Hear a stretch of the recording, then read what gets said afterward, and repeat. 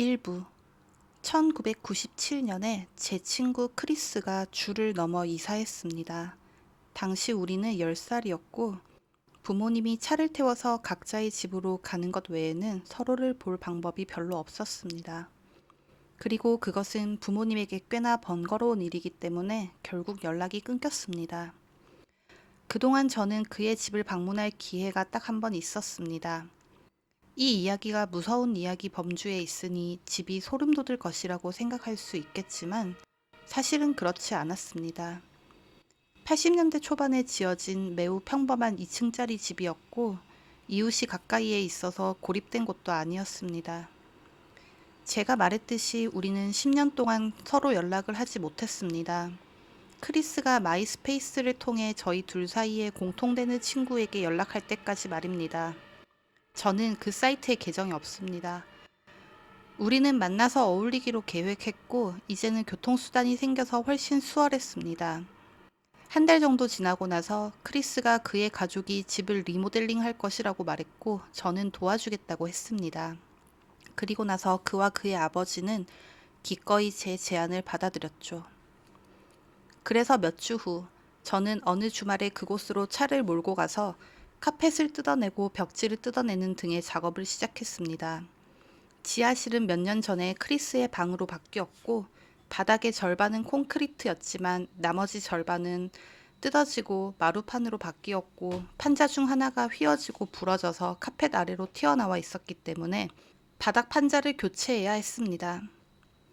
우리는 카펫을 찢고 바닥판을 뜯어내기 시작했는데 바닥 아래 약 1.5m 깊이의 구멍이 난 것 같은 것을 발견했습니다. 크리스는 그 속에 뭔가 가치 있는 것이 있을 것이라 생각하고 바로 거기로 뛰어내려갔습니다. 그동안 그의 아버지는 손전등을 가져왔고 우리는 그것을 확인하기 위해 같이 들어갔습니다. 그것은 매우 낡은 상자였습니다. 그것은 신발 상자와 비슷해 보였지만 길이가 약 90cm 정도였고 날씨로 인해 심하게 손상되었습니다. 또한 너무 낡아서 한 조각으로 집어 올릴 수 없을 정도였습니다. 우리는 그 안에 무엇이 들어있던 간에 똑같이 손상되었을 것이라고 믿었지만 우리가 그것을 찢었을 때 그 안에 검정색 쓰레기 봉지로 뭔가 담겨져 보호되고 있는 것을 알았습니다. 크리스는 쓰레기 봉지를 집어들었고 그 내용물은 플라스틱끼리 부딪히는 소리를 냈습니다. 우리는 그 안에 무엇이 있는지 궁금해서 그것을 위층으로 가져와 가위로 봉지를 잘랐고 아무런 표시가 없는 비디오 테이프 24개를 발견했습니다. 크리스와 저는 그 안에 무엇이 들어있는지 궁금했지만 그의 아버지는 그것이 누군가의 오래된 불법 복제 컬렉션일 가능성이 높다고 말했습니다. 그러면서 여전히 그게 뭔지 궁금하다면 하루 일과를 마친 후에 확인해 보라고 했습니다. 원래 계획은 제가 하룻밤을 묵고 다음날, 그러니까 일요일 밤에 떠나는 것이었습니다. 따라서 이것을 발견한 그날 밤, 그 테이프들을 살펴보기로 했습니다. 크리스의 아버지는 피곤했고 테이프에 무엇이 있는지 신경 쓰지 않았기 때문에 그날 밤 조금 일찍 잠자리에 들었습니다. 그래서 우리는 다락방에서 오래된 VCR을 꺼내 크리스의 방 TV에 연결하고 테이프 중 하나를 가방에서 꺼내어 넣어 보았습니다. 테이프는 크리스의 아버지가 믿었던 것처럼 불법 복제 영화는 아니었습니다. 그것은 결국 우리가 부처 페이스라고 부르기 시작한 알려지지 않은 어떤 남자의 홈 무비였습니다. 한 장면에서 다른 장면으로 넘어가는 흐름이 없는 듯 했습니다. 그는 보통 몇 분 정도 무작위로 무언가를 촬영한 다음 자신이 모르는 동안 카메라를 치워두고 다른 흥미로운 것을 찾는 것처럼 보였습니다. 대부분의 영상은 그가 의자를 향해 카메라를 켜는 것과 같은 무작위 영상이었습니다. 그는 카메라 뒤에서 나와 의자로 걸어가 의자를 바닥에 밀어놓고 카메라로 돌아와서 끕니다. 또는 그가 거미와 놀다가 낮고 아이 같은 목소리로 거미에게 말을 건 다음 테이프를 마치 거미를 짓밟는 것처럼 보이게 하는 영상입니다. 또는 그가 심호흡을 하면서 걷는 동안 발치에 앉아 촬영하는 장면입니다.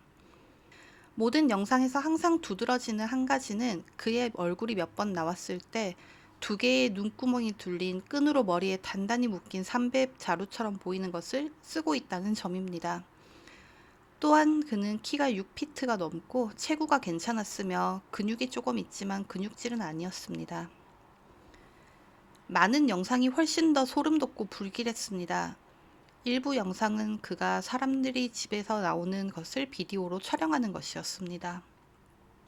그는 분명히 이러한 장소 건너편 어딘가에 숨어 있었고 종종 큰 소리로 숨을 쉬었습니다. 그가 직접 비디오로 촬영한 일은 더 나빴는데 한 영상에는 그가 테이블에 앉아 있고 빈 피클병에 쥐가 갇힌 모습이 나와 있었습니다. 그는 피클병을 풀고 쥐를 꺼내 천천히 쥐의 머리에 손을 대고 쥐가 비명을 지르는 것을 멈출 때까지 비틀기 시작했습니다. 그는 쥐의 머리가 몸에서 완전히 찢겨져 나갈 때까지 조금 더 비틀고 나서 카메라를 껐습니다. 다른 영상에는 그가 헛간에 있는 모습이 나와 있습니다. 제 친구의 집에는 헛간이 없기 때문에 어디서 촬영한 건지는 알 수 없습니다. 그는 카메라를 켜서 기둥에 묶인 돼지를 보여주었습니다. 그는 손에 도끼를 들고 돼지에게 다가가 머리를 잘랐습니다. 정말 소름 돋는 건 대부분의 영상이 지금은 제 친구의 집이 된 곳에서 촬영되었다는 것입니다. 이 남자는 불을 켜는 것을 좋아하지 않는 듯 영상 속은 항상 어두웠지만 우리는 집의 여러 위치를 알아볼 수 있었습니다. 한 영상은 분명히 거실에서 촬영되었는데 부처 페이스가 큰 사냥용 칼로 우리가 볼 수 없는 무언가의 전원 코드를 잘라내고 그 코드를 팔에 단단히 감고 그 상태로 으르렁거리며 신음하고 칼로 손과 팔에 깊은 상처를 내는 모습이 담겨 있었습니다. 또 한 가지 불안한 영상은 그가 주방의 테이블 앞에 서 있는 모습을 보여주는 것이었습니다. 테이블 위에는 다리미가 있었습니다. 그러고 나서 그는 바지의 지퍼를 내리고 페니스를 꺼내 테이블 위에 올려놓고 뜨거운 다리미를 그 위에 눌렀습니다. 그는 비명을 질렀지만 약 30초 동안 그대로 있었습니다. 그는 마침내 다리미를 치우고 절뚝거리며 카메라로 다가가서 전원을 껐습니다. 가장 우리를 놀라게 한 것은 크리스가 지하실로 이사하기 전 위층 침실이었던 곳에서 찍은 부처 페이스의 클립이었습니다. 그는 카메라를 켜고 수백 개의 촛불로 뒤덮인 방 전체를 보여주었습니다.